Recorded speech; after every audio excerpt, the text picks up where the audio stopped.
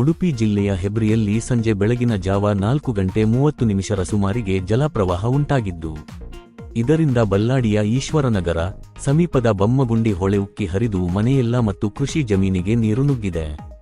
ಪರಿಣಾಮವಾಗಿ ಮನೆಯ ಆಂಗಣದಲ್ಲಿದ್ದ 2 ಕಾರುಗಳು ಮತ್ತು 2 ಬೈಕುಗಳು ಕೊಚ್ಚಿಹೋಗಿವೆ. ಕಬ್ಬಿನಾಲೆ ಭಾಗದ ಪರ್ವತ ಸಾಲಿನಲ್ಲಿ ನಡೆದ ಈ ಘಟನೆ ಆಕಸ್ಮಿಕವಾಗಿ ಸಂಭವಿಸಿದೆ ಮತ್ತು ಸ್ಥಳೀಯ ಜನರಿಗೆ ಭಾರೀ ಹಾನಿ ಉಂಟಾಗಿದೆ.